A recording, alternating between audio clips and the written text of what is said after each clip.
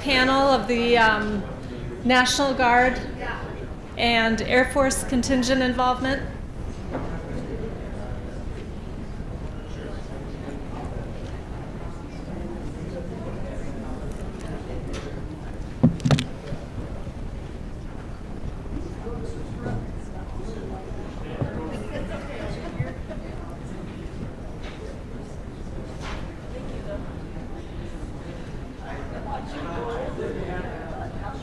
So if we could get our panelists to come forward, Duke, and we have John already ready to go. Everyone wants to talk to Duke.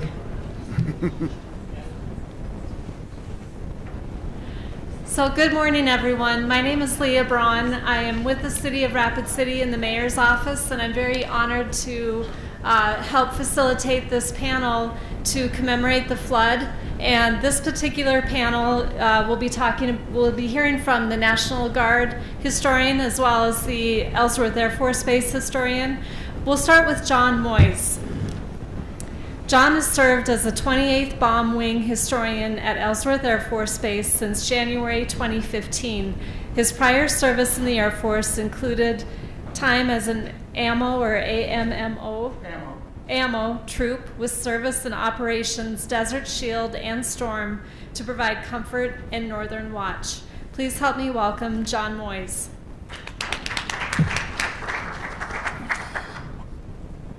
Thank you, ma'am, and thank all of you for being here. As I told the last group, I've been the historian for the 28th Bomb Wing for 7 years, and I didn't really know anything about the flood when I first got here. It was 2 to 3 years before anybody ever asked me a question about it. So I didn't really fully understand that there had been a flood and that the base had been so involved with it. I'm not unfamiliar to the devastation and tragedy that floods can bring upon a community. I grew up on the Mississippi River and at a confluence of the Mississippi and the Rock River, and my dad was a policeman, so I'm aware of what floods do. But I was never aware, well, not immediately aware of the devastation and the tragedy that it caused here. That night, Colonel Barnett, when the word came in that things were going terribly, terribly wrong, Colonel Barnett called together the emergency command post, and the base swung into action. At the time, Ellsworth was a SAC base, a Strategic Air Force Command base, and it was postured to have to deal with a lot of stuff because of the Cold War and potentialities. And there were a lot of people on base. Ellsworth was much bigger at that time in terms of population. So there were 3,200 service members that were ready to swing into action, and that's pretty much what happened. They had already been helping with rescuing and recovering already. Some people were off base and they saw it coming, they knew what was going on. Well, out at Ellsworth, I'm under the impression from things that I've read that Ellsworth didn't suffer the same devastation, Ellsworth proper didn't, that Rapid City did. But the base swung into action. The base provided boats and motors from base services to go out and assist with rescues. They went out in the boats and began issuing warnings and safety information. The base provided portable generators for emergency power, water pumps for for flood removal from the base, from buildings that had been flooded out. Base Hospital provided water purification tablets, huge there. Were able to provide potable water and provided, and I'm going to read this from an after-action report that I have because I don't want to misquote, 10,000 doses of typhoid vaccine. Various 4,600 inoculations for various things, probably typhoid and tetanus. There were countless, hundreds, almost thousands of man-hours provided, volunteer man-hours from people on base from the hospital and medical services. 18,000 gallons of JP4 fuel. A lot of that had to do with the planes that were coming in, because Ellsworth served as a focal point for relief efforts. Stuff could come into Ellsworth, be offloaded, and distributed. It also served as kind of a nerve center, because there were a number of senators, lawmakers, even President Nixon's wife came. And Ellsworth served as a place for them to come and see what was going on. 16 boats. Again, 92 associated rescue items such as pumps, lidalls, and that sort of thing. 1,520 meals were provided at the dining hall because Ellsworth opened up the community center, the dining halls, for relief efforts and for people to come. There were around 200 people who were left homeless, and they were taken in on base at Ellsworth, not to mention base families, accepted community members in whose houses had been wiped out. There was a clothing drive, food and clothing drive taken up by dependents from the base, and they provided food and clothing to the people that had suffered through this. 280 box lunches prepared and sent to Box Elder in Rapid City. 24,000 pieces of clothing laundered on base by base services for the hospitals and the nursing homes. 4,400 pounds of chicken and 1,400 pounds of beef donated by community members and by Ellsworth, and meals provided on Ellsworth for people who needed them. 14 aircraft came in. The docks on base were opened up, and all of this air traffic was accommodated on base. Ellsworth sprung into action in ways that I didn't fully understand because I didn't have to understand when I sat down. As I said, and I apologize, I didn't know much about it. And I can't do justice to this event, to the community, to the people that were lost, to the first responders. I personally can't do justice to it because I wasn't here. I don't know. But I do know, after reading through mounds of paperwork, that Ellsworth answered the call.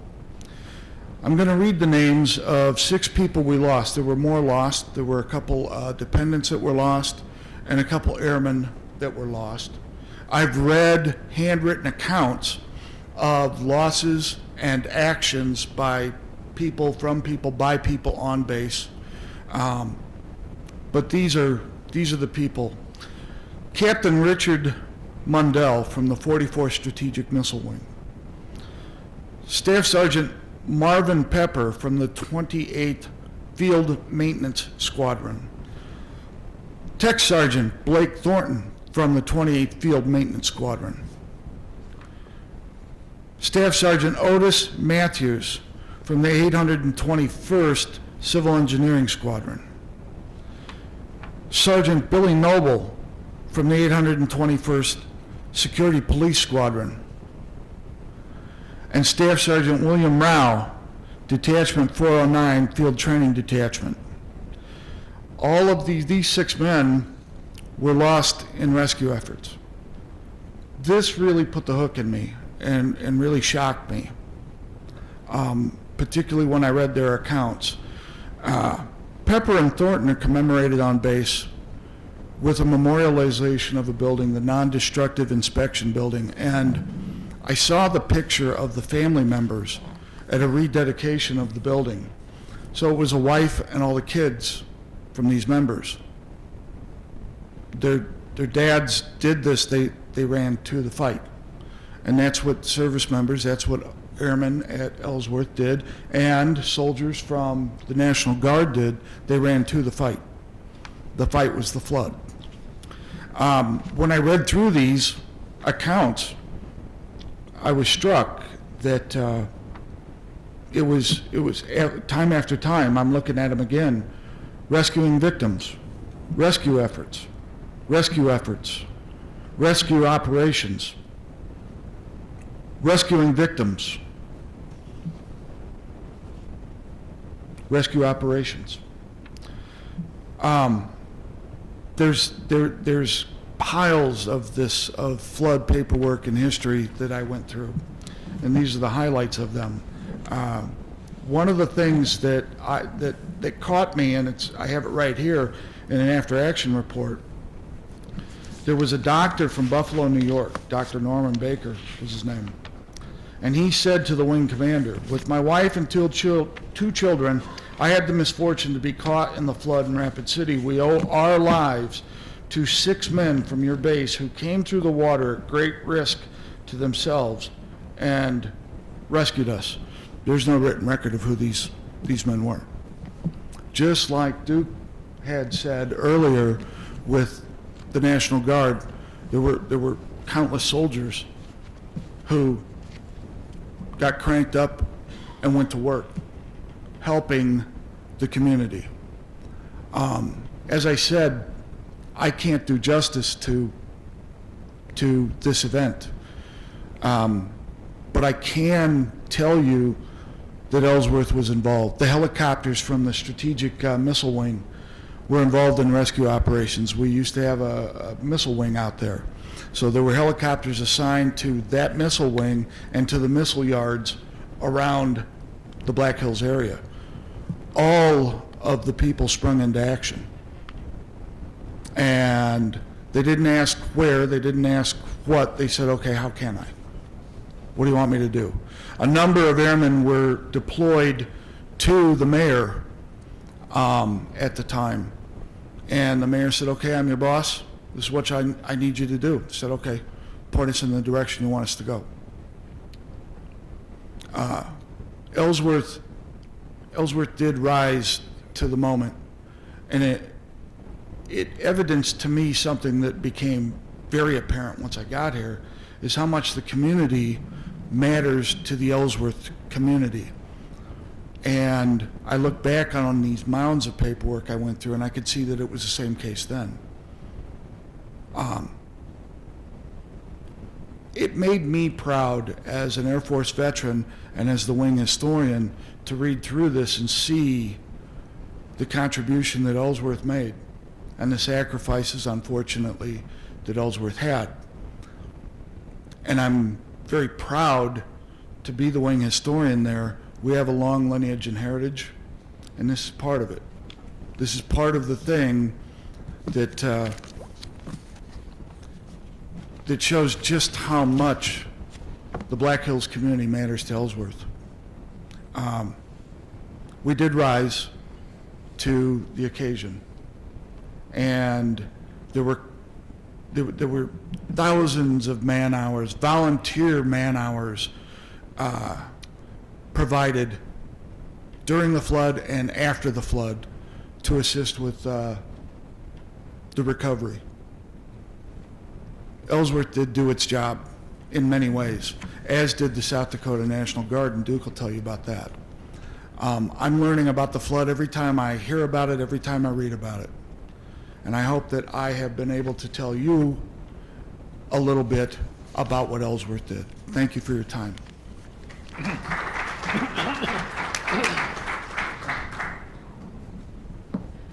Thank you, John. Now we get to hear from Duke Doering. Since 2012, Duke has been the historian for the South Dakota National Guard at Rapid City. Doering retired from a full-time National Guard career on November 8, 1999, as the Command Chief Warrant Officer. He was appointed as South Dakota's first state Command Chief Warrant Officer in 1999. He began his military service as a Private E1 on September 15, 1955, when he enlisted in the South Dakota Army National Guard with the 109th Engineer Battalion in Sturgis. After years in numerous enlisted positions, he received his appointment as Warrant Officer in July of 1978. Help me welcome Duke.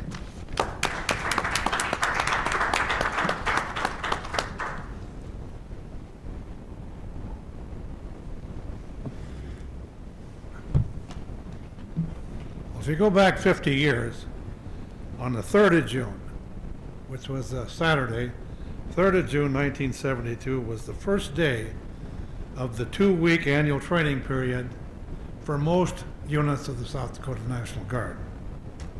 70% of South Dakota's Guard units were within 50 miles, a 50-mile radius of Rapid City on the 9th of June. The 147th Field Artillery had 1,030 people at the Badlands Artillery Range, about 50 miles east of here. There was 237 engineer soldiers at the bivouac site near Robay Lake. They were working with the Forest Service on repairing roads and building culverts. At Camp Rapid, there were about 600, mostly supply, maintenance, security, aviation, and admin people. And the first week of the annual training went smoothly. Most of the troops were released on a weekend pass late on Friday afternoon. That Friday afternoon was the 9th of June. And then the rain started. And by the accounts I've got at Camp Rapid, there was a highway patrolman from Sturgis, that was the first one that noticed how bad it was. He was highway patrolman driving up Boulder Canyon on Highway 14A between Sturgis and Deadwood, and he came across part of the road, the Bear Butte Creek, coming across the road, and he realized that if that keeps up, it's going to wash the road out. So Clyde McHugh calls the sheriff of Lawrence County, Dick McGrath. And Dick McGrath was also the Lawrence County Civil Defense Director. So he calls Dick and tells him what the problem is with the water running over the road. Dick McGrath was not a timid person. He was the sheriff, and he was not hesitant at all to call the National Guard when he had a problem, whether it be floods, forest fires, or whatever. He called directly to the Adjutant General, who was at his home, and he asked for 6 2.5-ton cargo trucks to use for evacuation of persons living along the creek. Well, Corning approved that and immediately called his Chief of Staff, Colonel Stretch Leemaster, and asked him to call a meeting of all the company commanders or all the unit commanders on Camp Rapid and prepare them, and just in case the rain didn't quit. And Leemaster got us started in the meeting all right, about 7 o'clock, and but the EOC, the Emergency Operating Center, in the basement of the old headquarters building was getting inundated with calls for everything. The first one that went out was they sent some folks from the 235th and another unit to block Nemo Road. As the rain got worse, the creek got higher. They called. They needed more guardsmen, and so a call went out from the radio stations and the TV stations that all guardsmen were to report to Camp Rapid. And there they were assigned missions, and there's a couple guys in this room that were part of those missions. Usually they had 3 men to a truck, and they were the big trucks. And they had usually 3 men with a length of rope and flashlights, is the way that's described in the after action report. They were set out in the truck, and they were to, on certain missions, to rescue people or to block roads or to assist the law enforcement. But when the crew started out, they run into all kinds of things, and they wound up retrieving stranded people in trees and buildings and in cars. And they did dangerous and exhausting things that night. They saved the lives of hundreds of people. The rescue teams then would bring the refugees to Camp Rapid or to the armory or to the churches, and there they were given cots, blankets, and food. It was impossible to deliver the bodies to the mortuaries because the bridges were all out, and it was a long night.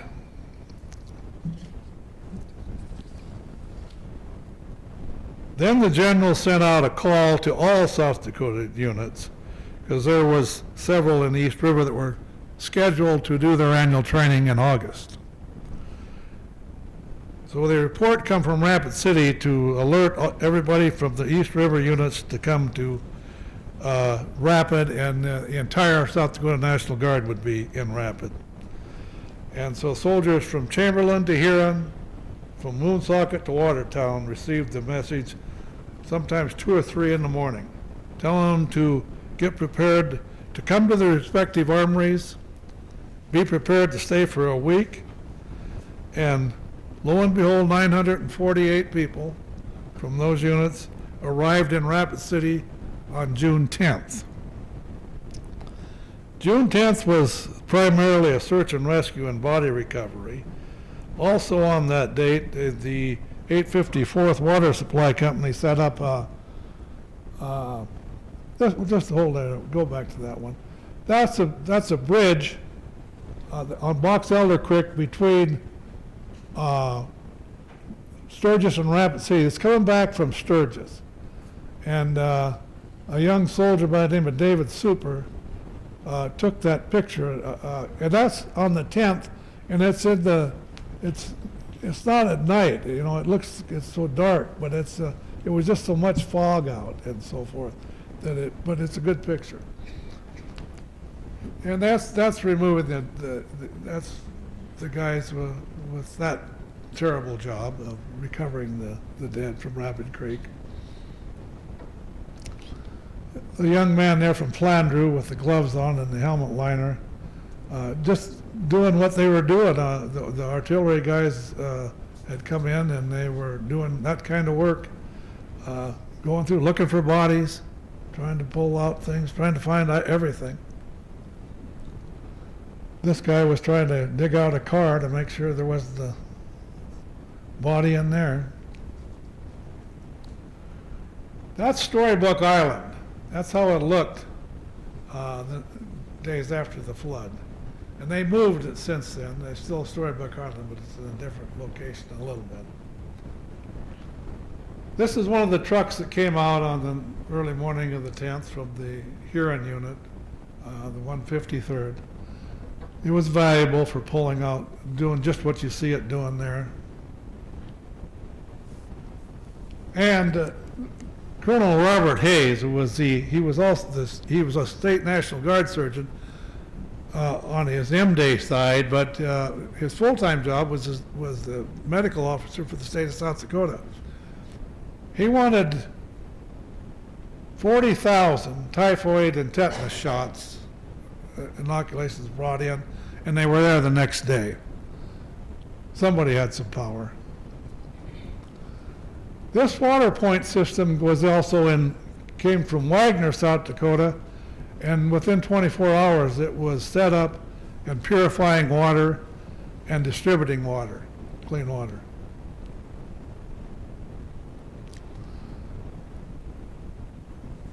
Two bridge companies in South Dakota, the 200th and the 214th, were called and were in, and this is another bridge. They're just cleaning this out, but they built three bridges,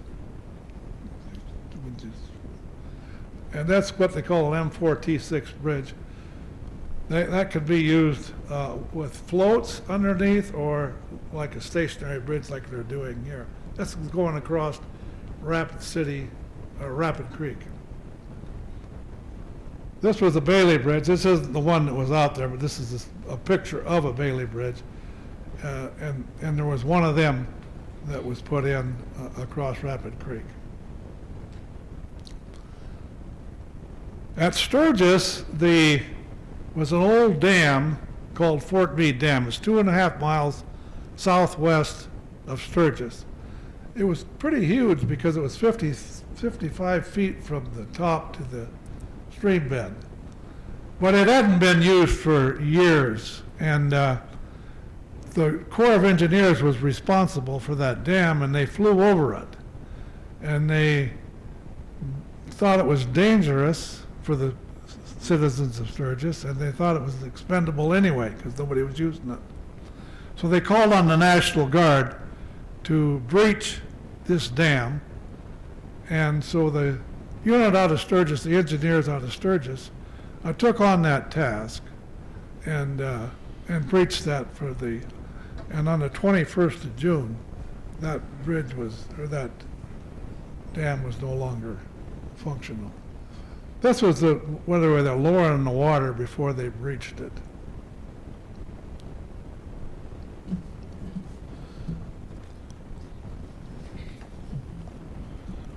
From June 14th to June 20th, the Guard continued the body recovery and removal of debris.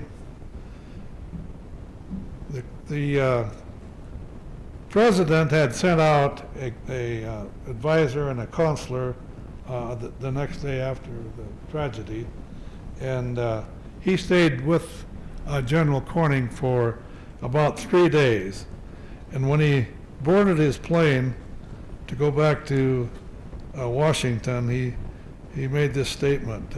It was an act of God that the Guard was on duty at this time. Thank you.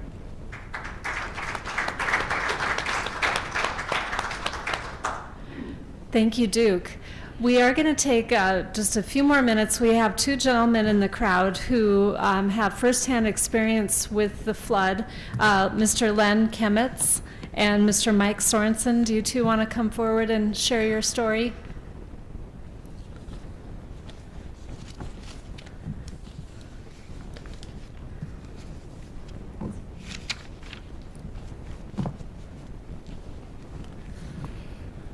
Good morning. My name is Len Kemitz, and back during the flood, I was a member of the 1742nd Transportation Unit based out of Watertown, South Dakota. We had just come back from bivouac, and we were called to stay at camp because of the flood. And our unit was called to, later that evening, called to evacuate a nursing home someplace in Rapid. And we were all in a 5-ton diesel, and on our way there we had to go across the bridge at Bacon Park, and the water was coming across the bridge so rapidly that it was taking the 5-ton off the bridge. So we backed up and made our way out of the water, and there were so many people in the trees screaming for help that we chose to find our way around the back of the water. We commandeered a flatboat, and like I said, we had ropes in the truck, and we tied the ropes together, and we made a man bridge as we walked the boat out into the water, and we would catch the people as they dropped out of the trees. We were fortunate to catch a lot of them, but I do recall a young man, husband dropped. He fell in the boat, and his wife was pregnant, and she missed the boat. Those are hard ones to remember. But we were able to save a lot of lives, and as the night went on, it was just so loud, and the water is moving so fast, and so dark, and we had to listen for shouts in the trees, and as we heard none, we assumed we had as many people as we could. So then we started to move the boat back to shore, and as we were moving the boat back to shore, we, of course, me and the rest of our guardmen were surrounded the boat. And I looked back and my buddy was gone, and so I dove down into the water and got a hold of his collar and pulled him out. Otherwise he would have probably been lost as well. But we made it back to shore and spent the rest of the night doing the same thing over and over. It was a long night, and of course the next day was no rest either. We then went to search and rescue, looked for the bodies along the riverbank. So it got to be a long couple of weeks afterwards. My job was to be a diesel tanker operator. I drove a 5-ton, 5,000-gallon diesel tanker. So the rest of the 2 weeks I spent fueling up guard trucks that were hauling debris out to their dump site. That was my experience there.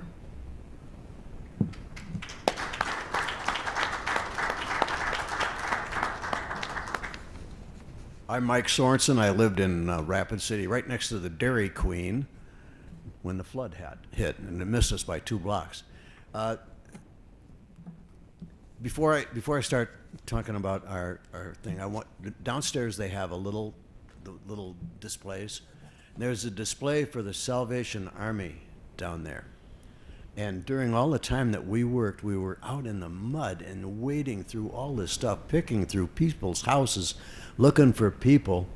And these people from the Salvation Army would come up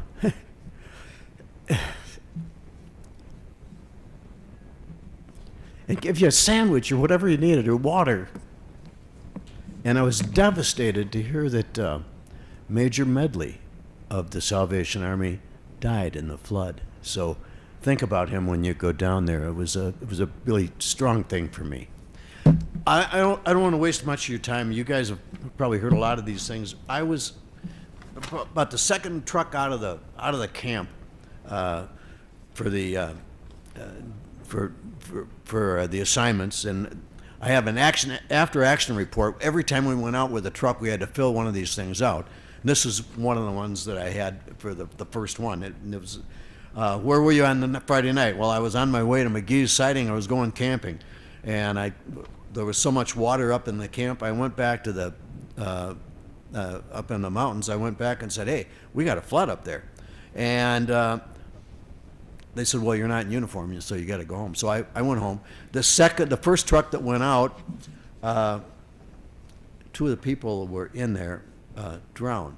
They were Second Lieutenant Gary Engelstad and Freeman Phillips, and I had the misfortune or the opportunity to find those people in Blackhawk Creek 2 days later. But the action report that we went out and we had, what did you have to accomplish your mission? Well, we had a 2.5-ton truck, a 700 feet of rope, lights of the truck, and a boat cushion. What could you have used? Oh, we could have used a rope gun, a large rubber raft, life preservers, and a whole bunch more people. And then they said, well, give us a little survey, or a little summary of what happened. I said, well, after one dry run and accomplished nothing, we tried to go out and find a lady who wanted to be taken out, and we drew an assignment to pick up an old lady on New York Street, 520 New York, and take her back to the auditorium. The only problem was that by the time we found our way to East Rapid, the water was far beyond New York Street, and we couldn't reach 520 New York. Our area that we were in for that whole evening was the north side of Omaha between 5th and 7th Street on New York Street. And we did almost all of our work right there, so kind of almost right where we are here, folks. Anyhow, the water was so high and so fast we couldn't get across. There were all kinds of people wanting to get across. New York was so bad we couldn't stand up in this water. So finally we got a rope out, and at the time we almost lost Specialist Force Savigny, who was really the hero in this area. We tied the rope to him, he jumped into the water, and we held on to the rope. We finally got across, and we tied the rope off both sides. The water was too fast to stand up, so we had to have that rope to do that. And then we were really lucky we stole a boat.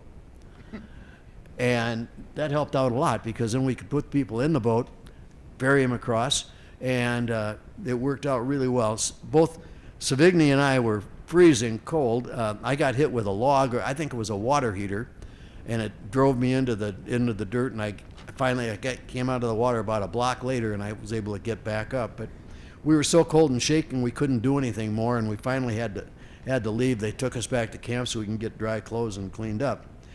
It wasn't until 2 days later that I found out that one of our rope got at least 100 people out, including James Standing Bear, a man in our unit. He was the one who told me about all the people between Omaha and New York Street that were picked up by rowboat, brought across on our rope, and ferried across the river. And it gave me a great sense of satisfaction to know that we actually did that. For the next couple of weeks, we were finding bodies, digging people out, moving things around. It was a long, long time that I probably never will forget.